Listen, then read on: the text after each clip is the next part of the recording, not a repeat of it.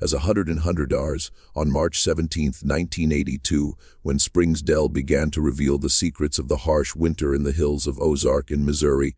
An assistant social, called Margaret Wilson, visited an isolated cabin inside the county from Shannon. What she found would forever change her understanding of the limit social isolation and the consequences of institutional neglect in American rural communities. As older 206, the property of the Sheltons was 27 kilometers from the nearest city, Current River, accessible only by a dirt road that became impassable during spring rains. The family lived virtually without contact with the world exterior for over 3 decades. Margaret's visit was motivated by a complaint Anonymous received by the Missouri Department of Social Services claiming that children were living in unhealthy conditions and possibly suffering abuse. 2053, upon arriving at the property, Margaret was received by Elijah Shelton, 47, a man of median stature, gray beard, and intense blue eyes that seemed carry the weight of generations of isolation. Elijah lived in the cabin with his sister Martha Shelton, 43, and 3 children, Thomas 12, Sadie 9, and little Jacob, only 5 years. One to Nick Seats, the cabin, built by Elijah's grandfather in the 1920s, was a structure of wood with 2 bedrooms, a kitchen, and a living room. The property included a small barn, a vegetable garden, and a well. There was no electricity or water piped. Isolation was almost total, with occasional trips to the city to buy supplies they couldn't produce. Once in 3 Ave, the climate that day was mild, with a temperature of 17 degrees C and partially cloudy. The recent defrost had left the floor around the muddy cabin, and the air he carried the characteristic smell of wetland and decaying wood. During the initial inspection, Margaret noticed that the children showed signs of light malnutrition and lack of basic medical care. And Thomas had a bad scar healed on the right arm, the result of an axe accident the previous year. Sadie had a light strabism that had never been treated. Jacob, the youngest, showed signs of delay in cognitive development for his age. What caught the attention of Margaret, however, were the physical similarities between the children and the 2 adults. 2021 all shared striking features, the same intense blue eyes, the same facial bone structure, the same format of ear. Characteristics that suggested not only kinship, but also a very close consanguinity. When asked about the children's mother, Elijah hesitated for a moment before to answer that his wife had died during Jacob's delivery. 200 Martha, it remained silent, avoiding eye contact with the social worker. It was in this moment Margaret began to suspect that the story made no sense. County records did not find any wedding certificate from Elijah Shelton. In fact, the only documents found were the certificates of birth of Elijah and Martha, sons of Harold and Edith Shelton, and a record of ownership of lands dated 1924. 0306, the children had no certificates of official birth. The Shelton family was gradually isolated after the death of Elijah and Martha's parents in a fire in 1973. Since then, the brothers have cut almost every bond with the local community, visiting the city for basic needs only. Current River residents described Elijah as a reserved and suspicious man that avoided prolonged interactions. The 3032's, the first suspicions that Martha could be the biological mother of children began to form in Margaret's mind as she observed the dynamics familiar. The way Jacob clung to Martha's skirts, how intuitively knew the needs of each child, and how his gaze revealed a deep maternal bond that went beyond that of an aunt. If you want to follow more cases like this, which shake society as a whole and reveal hidden truths, subscribe to the channel so as not to lose any investigation. 3059, the formal investigation of the Shelton case began on March 24, 1982. A week after Margaret Wilson's initial visit, the Department of Social Services from Missouri, in conjunction with the Shannon County Sheriff, sent a team to evaluate the situation. The team consisted of Margaret, the policeman, David Tanner, and Dr. Robert Hayes, pediatrician, COO Forsyth 2003. The first obstacle the team found was Elijah's resistance. When confronted with more direct questions about the origin of children, he put himself in the defensive, claiming that the authorities had no right to interfere with life of your family. "We take care of ours," he repeated, a phrase that later would reveal loaded with disturbing meaning.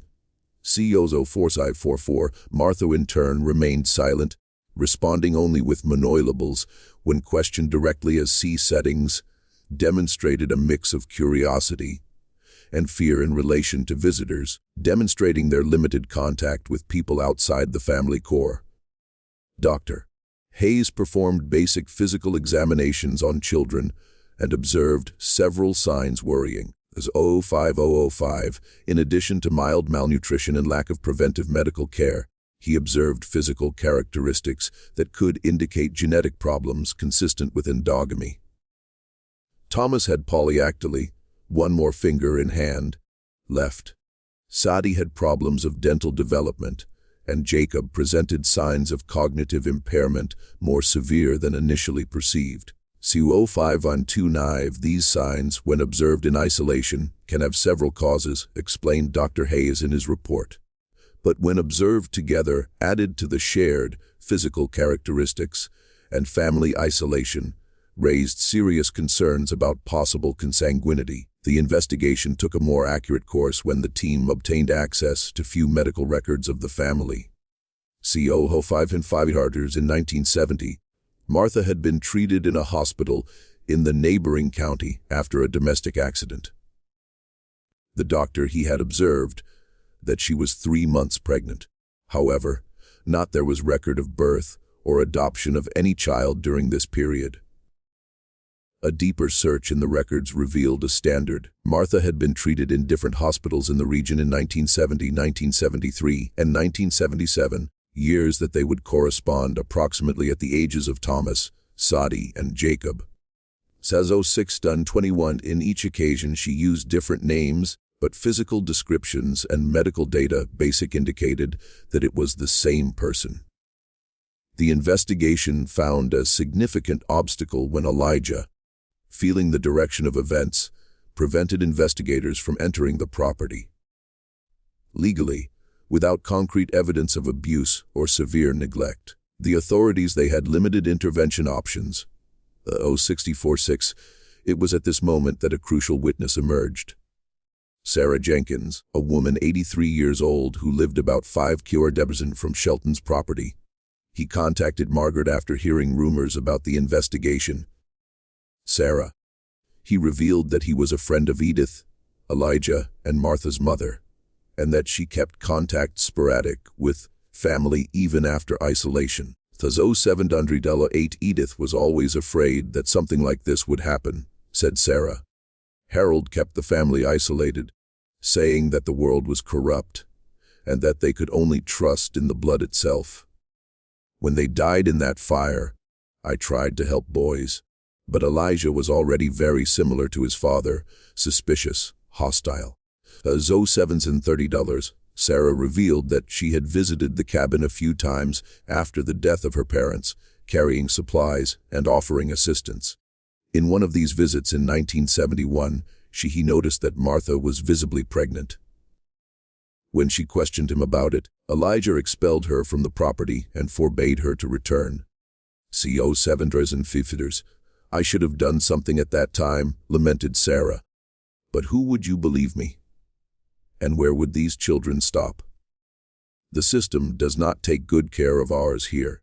Sarah's testimony provided an important context, but it was not proof definitive.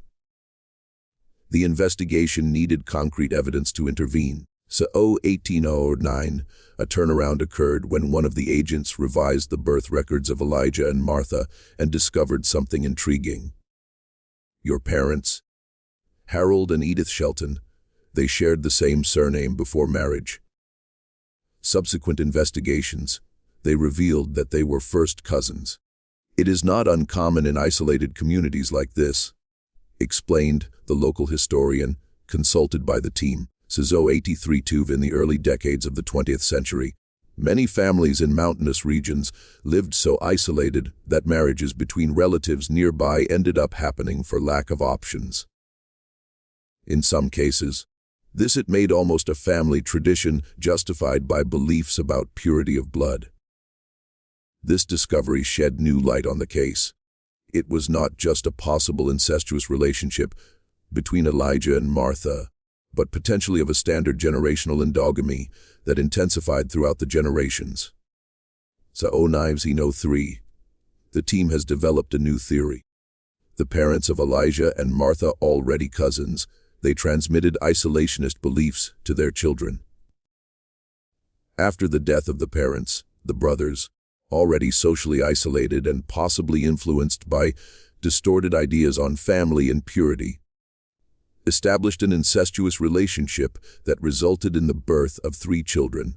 As 0926, the investigation found an obstacle when a local resident claimed to have seen a different woman on Shelton's property in the early 1970s. Information briefly reinforced the theory that there could be a third person involved, perhaps an Elijah wife, who later disappeared. Note, however, subsequent investigations have revealed that the witness probably had confused the property or the date.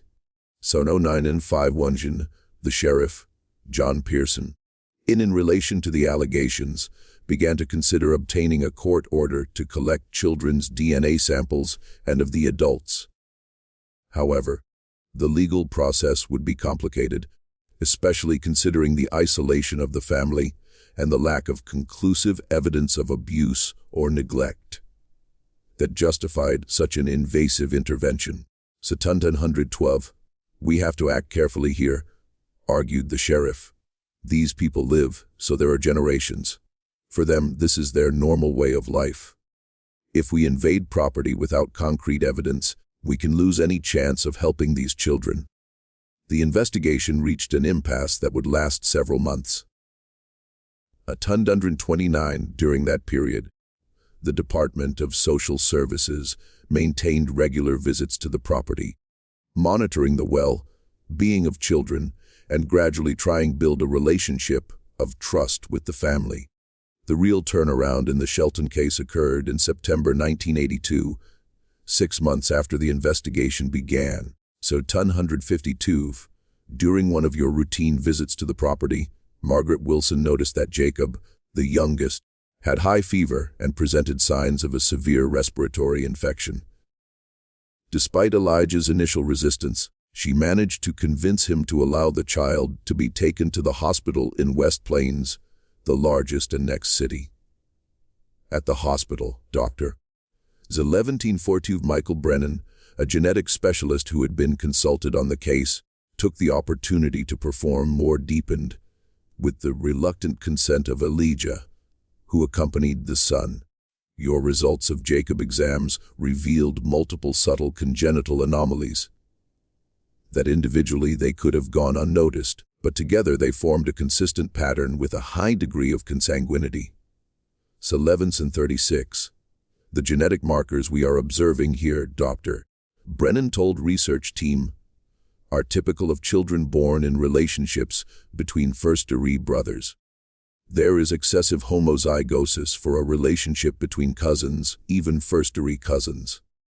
During the 2 weeks of Jacob's hospitalization, due to complications of pneumonia, say Levinson 58, Martha remained constantly by her side, demonstrating a maternal care and striking anxiety. It was during this period that Martha, exhausted physically and emotionally, finally began to open with Margaret. One night, while Jacob slept under the influence of medicines, Martha shared fragments of his story. The 2018, she talked about the growing isolation after the death of parents, as Elijah gradually assumed the role of patriarch family, and how the limits between family roles began to be confused. We didn't know anyone, Martha confessed in an almost inaudible whisper. Elijah said the outside world wanted to separate us, hurt us. 12,038, we could trust each other. Although Martha has not explicitly admitted to being the biological mother of children in this conversation, Your words and emotions made the situation increasingly clear to Margaret. The social worker, taking extreme care not to break the fragile confidence that was being established, avoided asking direct questions about the paternity, focusing on offering emotional support. So 1303, meanwhile, documentary investigation continued. A significant advance occurred when the researchers located a traveling pastor, the Reverend Samuel Miller, who had visited isolated communities in the hills of Ozark during the 1960s and 1970s. The Reverend Miller kept detailed daily visits, including observations on the families I found. A 13-day-26, at an entrance dated June 1969, he described a visit to the property of Shelton. I visited the Shelton family today. Your parents recently died in circumstances tragic, leaving 2 adult children, Elijah, 34, and Martha, 30. I found them living in extreme poverty and isolation.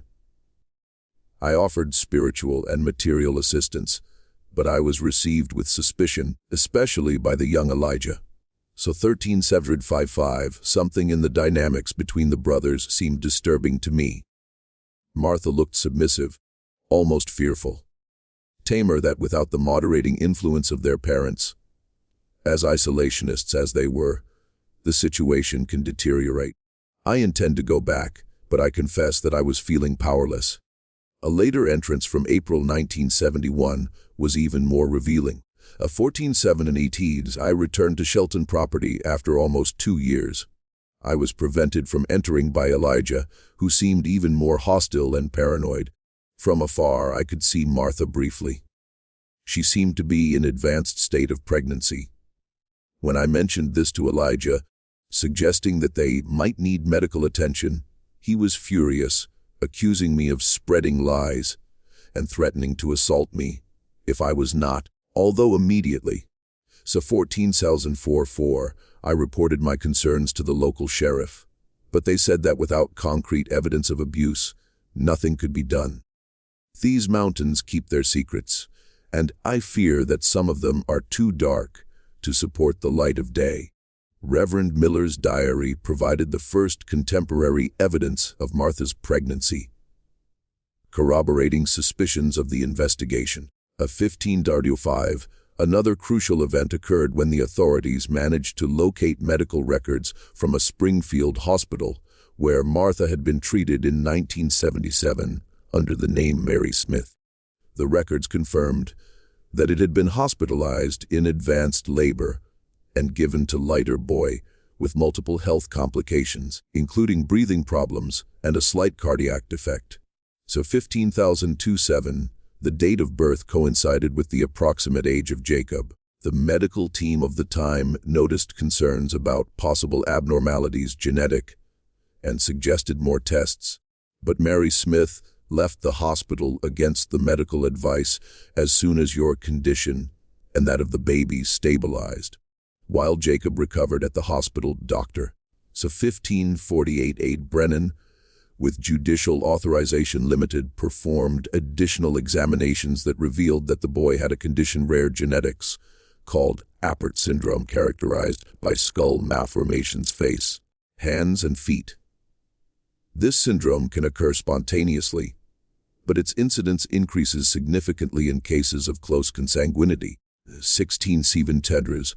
Based on the new evidence, Judge Elenina Simmons issued a warrant authorizing DNA tests in all Shelton children and adults. The results obtained in November 1982. They were conclusive. Elijah was the biological father and Martha, the biological mother of the 3 children. Leave a comment.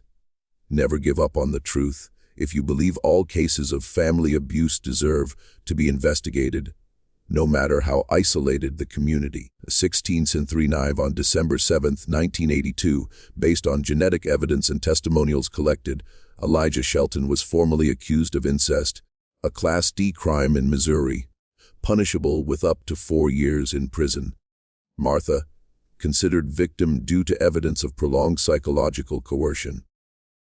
It did not face accusations criminal, but their ability to take care of the children was questioned in court. So 17-3, Elijah Shelton's trial began in February 1983 and attracted significant regional media attention despite efforts to keep the case relatively discreet and protect the privacy of children.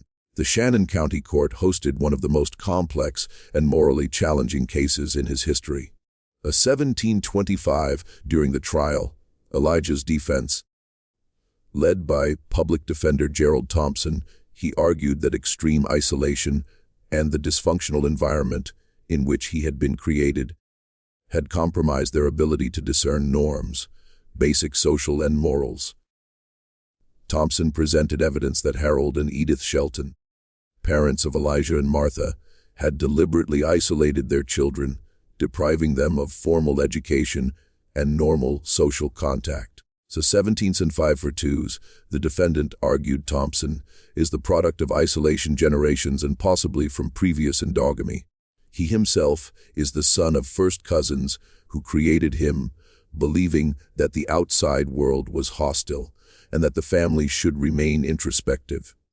The accusation represented by Amanda Lewis recognized the circumstances attenuating, but maintained that Elijah understood the nature of his actions. This 1850 year, the defendant demonstrated the ability to interact with the community when necessary, to conduct basic business, and deliberately hide the true nature of its relationship with the sister. Lewis argued, these are not someone's actions unable to distinguish right from wrong. Martha Shelton witnessed to closed doors. So 1835 excerpts edited from his testimony subsequently disclosed. They revealed a pattern of psychological manipulation that began after the death of her parents, when she was 29 and Elijah 33.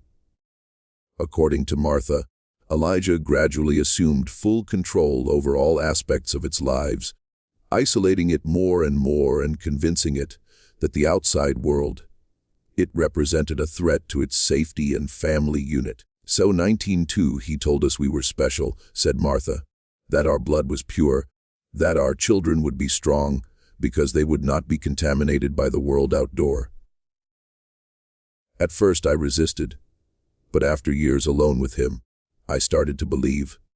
Dr. Richard Foster, a psychiatrist specializing in social and dynamic isolation, abusive family members, witnessed as an expert, explaining to the jury the deep effects of extreme isolation and prolonged indoctrination. In 1930, what we see here is a classic case of an alternative reality built by isolation. When one person is systematically excluded from all normative social references, their perception of what is acceptable can be radically distorted. The trial also highlighted the failure of local institutions to identify and intervene in the situation. The 19-5 the evidence revealed that concerns were expressed by -3 different people over the years. The Reverend Miller, the neighboring Sarah Jenkins, and an employee of the current River Supply Store, who noticed similarities between children and adults who occasionally visited the store. In neither case was proper follow-up by the authorities, revealing systemic failures in monitoring isolated communities and in protection of vulnerable people in remote rural areas. So 20 after 2 weeks of testimonials, the jury considered Elijah Shelton guilty of incest, but recommended cleaning due to attenuating circumstances. The judge, Elalina Simmons, sentenced him to 3 years in prison with the possibility of freedom conditional after 18 months and ordered compulsory psychological treatment. As a 204-8 in her final statement, Judge Simmons noted, this case represents a collective failure, not just the defendant, who is still responsible for his actions, but of a society that allows entire families to be set aside by our protection and support systems. Geographical isolation should not mean institutional abandonment. So 20,000 audio users. As for children, the court ordered them to remain temporarily under state custody while Martha received intensive psychological treatment. The ultimate goal was family reunification, since Martha showed capacity to properly take care of children and keep them integrated into the community in general. The children were placed in a foster home in the neighboring county, where began to receive formal education and medical treatment for their various conditions. So 21 and 27 Thomas, the eldest, demonstrated remarkable resilience and adaptability, rapidly reaching your colleagues in educational terms.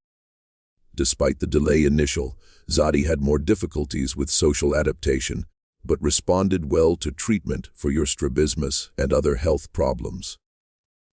Jacob, the youngest and more severely affected by genetic disorders, underwent several surgeries to correct malformations and started intensive care for its delay in development. So 21-755, comprehensive genetic tests revealed that all three children were carriers of multiple genetic anomalies resulting from endogamy. Thomas presented mainly smaller problems, such as polyactyly, which had already been corrected surgically, and predisposition to certain autoimmune diseases. Sadie presented more significant problems, including a rare enzymatic deficiency that affected his metabolism and required continuous medication. So 22-25 Hariv Jacob, as previously identified, suffered from Appert syndrome, among other complications that would require care doctors for a lifetime. The Shelton case triggered significant changes in service policies in Missouri and neighboring states. The Shelton Law, approved by State Legislative Assembly in 1985, established more rigorous protocols for the monitoring of families in isolated areas, including regular visits of social workers and wellness checks for all children, regardless of formal complaints. Elijah Shelton fulfilled 22 and 58 months of his sentence before being released in freedom conditional in 1985. As a condition for its liberation, he was prohibited from returning family ownership, while children were under the care of Martha and had to undergo continuous therapy and regular supervision. Martha, after 2 years of intensive care, recovered the children's guard in 1984. So 23 and 21 with state assistance, he moved to a small house on the outskirts of West Plains, where children were able to continue their studies and medical treatment. She completed her own GED, high school equivalent diploma, and finally he got a job as a library assistant in a local library. The history of the Shelton family continued to evolve in the following decades. So 23742 Thomas, the eldest son, surpassed the adversities of his creation and graduated in service social, dedicating their career to help children in situations of vulnerability. Similar Sadie faced more difficulties fighting chronic problems, health, and psychological challenges related to your past, but it ended up finding stability as an artist and artisan. So 2406 Jacob, despite its limitations, physical and cognitive, conquered a semi-independent life with the support of community and became a defender of the rights of people with disabilities in rural areas. The Shelton case remains an iconic study at faculties of social work and right across the country, illustrating the complex intersections between isolation, geographic, rural poverty, dysfunctional family dynamics, and institutional failures. So 24-34 also highlights the physical and psychological effects of endogamy, not just in children directly affected, but also in subsequent generations. In 2002, 20 years after the initial discovery, Margaret Wilson, then retired, reflected on the case in an interview with a local newspaper. What's most impressive is looking back. It's like something so extreme could happen practically in sight of all. So 25 Hollerders, no.